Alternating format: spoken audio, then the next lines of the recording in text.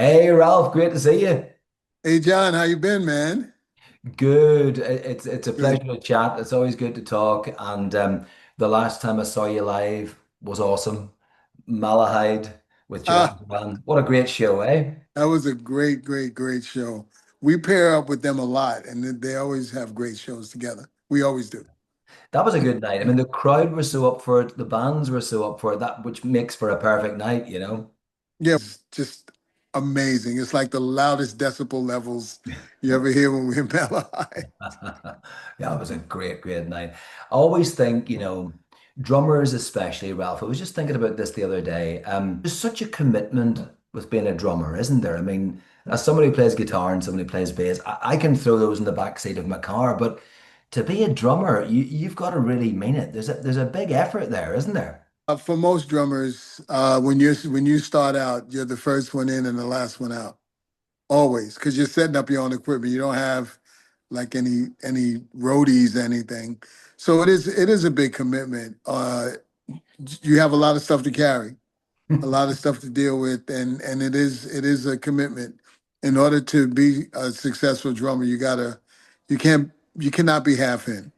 Yeah, That's with most instruments, but drums, that's a big commitment. very much It so. has to be set up just right. It's almost like a fretboard on a guitar. Like you can grab somebody else's guitar, but just because it has six strings doesn't mean that it's going to feel good to you to Mhm. play. And that's the Mhm. same thing when you sit down on someone else's kit.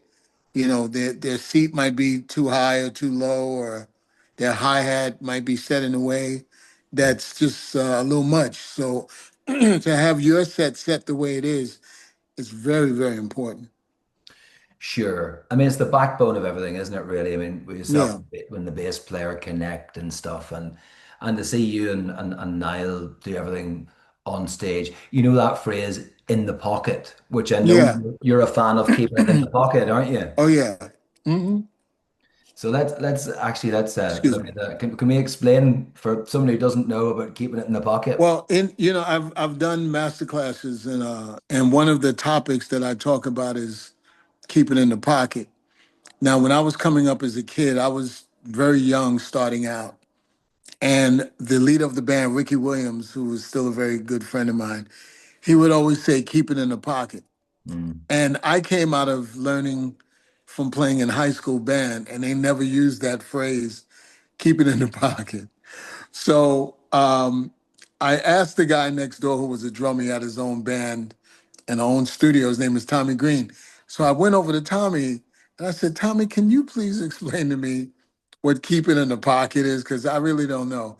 And he said, you don't know what the pocket is? I said, I never heard it before. He said, this is the pocket. That's all. He made this Oh, face yeah, and he went like this. This is yeah. the pocket. Just keep it right here. I still didn't know what this meant. So when I finally learned and figured it out, it's just keep the groove tight so everybody has something to follow. And when they can follow that and everyone is tight with that groove, that's keeping it in the pocket.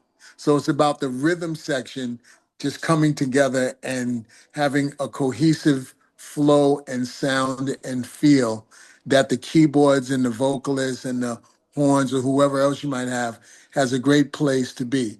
Yeah. And the guitar is part of having a good pocket. So when me, Jerry Barnes, and Nile Rodgers are playing together, you will see Nile turn around and watch Jerry or watch me because he wants to keep the pocket really tight. Yes. All the groove, all of the placement has to be just right. Yeah, I think it's fair to say Chic managed that on stage pretty much every night. You're never out of the pocket. Well, we try our best to respect the music. I've said it on many occasions. Playing in any band at any time has nothing to do with me. It's all about the music. Yeah. It's all about making the audience feel a certain way. And the only way you can do that is by not making it about you, but making about the song that you're playing. So every single time that I play a song with Chic, it's like brand new because you're keeping it to the point that everyone needs to feel that greatness of the song, not me doing a thousand different tricky moves. That's never been important to me ever. It's probably the reason why I've worked as long as I have. Yeah, yeah, no, I get that, yeah, and there's such enjoyment comes across on stage with you Oh, guys as well, such fun. I'll tell you a secret. Nile is probably one of the funniest people you ever met. I mean, he's cool, and the name of the group is Chic, so he is very cool. Yeah, But he is a funny guy, and on stage, he wants to have a good time. So there's a lot of playfulness, there's a lot of laughter, there's a lot of just coming together where we're just having the best time ever, and you can see it. yeah, None of that is pretend. All of it is real. We're Jerry and I. If you watch me and Jerry Barnes on bass, yeah, we're having the time of our lives for an hour and a half. yeah. Oh, you can see it. I mean, Jerry's an amazing player. I mean, he was Oh, he was a massive fan of Bernard, wasn't he? And then yeah, basically fills that role. What an incredible story, yeah, you know? yeah. When Mm, Jerry came into the band, I think most dedicated Chic uh, fans were looking for exactly Bernard. yeah, And if you respect the music, Jerry will give you Bernard. He'll give you the grooves. He'll give you the feel. But he has to give you Bernard, but he's going to give you himself too. yeah. And I think it's heightened a large part of our show because of what he plays and what him and I now bring to those grooves. It's got a little more meat to it, Yes. and people love it. It seems like people really love it. And I know that you love when Let's Dance comes round in the set list. Yes, I was a Bowie fan. Bowie, as we say in America, Bowie was one of the kings of blue-eyed soul. That crossover appeal, his whole career. I mean, that the You whole know, Young Americans record as well, Ralph. I mean, that was yes, amazing. I mean, Luther sang on that record, didn't he? yeah, Luther did Mm, sing on that record. That was the beginning of Luther's jump into doing the more professional mm, things, and just around that time, he was working with Nile too. that's Yeah. right. Yeah, yeah. I mean, no, I mean, Bowie's my all-time favorite artist, but and you do it such justice, and Oh, it's a crowd pleaser, isn't it? It really is. it's a big crowd pleaser. When we first started doing it, I mean, I could tell you how the song ended up in the show, Hmm. if you'd like. Yeah. Okay, so I happened to be uh, on a different tour in Japan. And I was reading Niles' book, Le Freak, and I recommend anyone that's watching this, if you want to read a good rock and roll book, read Le Freak by Nile Rodgers. It's Yeah, amazing. it really is. Um, so it got to the chapter on how he met Bowie, and he happened to be hanging out with who was he hanging out with? Eyes Without a Face. Billy Idol. Thank you. I don't know why I'm so excited. My brain can't think right now. And Billy and him were out having fun during Niles' crazy days. So they were walking into the a club, and at the same exact time they walked in, David Bowie walked in, and they knew each other, but they never met each other. Right. So as the story goes, Niles says, "Hey, David, how you doing?" He says, "Hey, Niles, how you doing?" And so all night, David and Niall were talking, and then they said, "Why don't we just get together and do some stuff?" And Niall was like, "Yeah, let's do it." And they did. They got together and they did some stuff.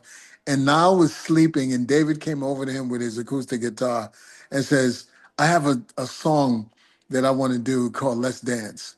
And he sings it to him. It was kind of folky, you know. And Niall loved the words. He said, "Just leave it with me, and we're going to make this song crazy." And he did. The crazy thing is, I love Let's Dance. And I didn't know for some strange reason that Now produced it. I didn't know that. Oh, So I got off of the train at Shibuya Station. I'll never forget it. And I was standing on the platform and I called Now. And we have nicknames for each other. I call him Niz and he calls me Riz Alf. So it's very, very, he's from the Bronx. So it's a very Bronx thing. I said, "Yo, Niz." I said, "Bro, I didn't realize that you produced Let's Dance." And he has this really slow laugh. So he starts laughing as if I was the only person in the world that didn't know that he produced Let's Dance. So Yeah. I was so excited. I said, we have to put this song in we got to put it in the show. This Mm. is an amazing song. So he says, well, if you learn it, we'll do it. And I was like, well, that's not really what I meant. I meant we should just put it in the show. He said, no, I think you'll do a killer job on it. So that's how That's Let's great. Dance ended up in the show. And it started like in the middle of the show. And then we started getting such a great response that it worked its way down the set, down the set. And now it's in the sweet spot right before Good Times. Oh yeah. So I'm kind of the guy in the band who I do backgrounds. I play percussion with a drum pad. I hype the audience, and then I do Let's Dance and hype the audience even more. So it's a great crowd pleaser, and I love the fact that everyone knows the song and they sing along, and That's great. it's yeah, I mean, the original recording as well. I mean, Stevie Ray Vaughan played the blues licks on it. It's just a masterpiece, isn't it, it's Ralph? a masterpiece of a song. Yeah, it's Mm. so cool that Nile chose Stevie Ray and not himself, Mm. because that shows his level of respect Yeah. for production and sound and what's needed and necessary, where you put your ego to the side and say, this is what's important for the song. And I hear that, and he does that great. Let's get him. Yeah, And great. that's what made it so great.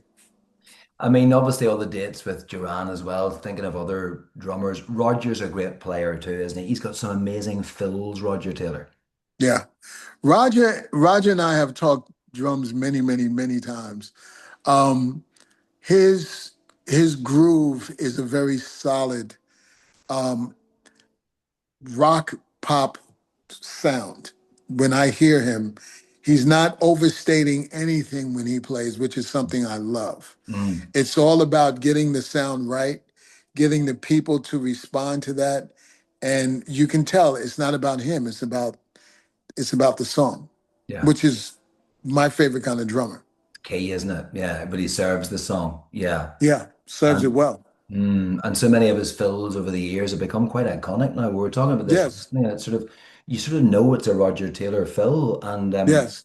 to have both bands on the tour on stage that night, it's such fun for the fans because you've got great players having fun on stage, and that's kind of it, isn't it?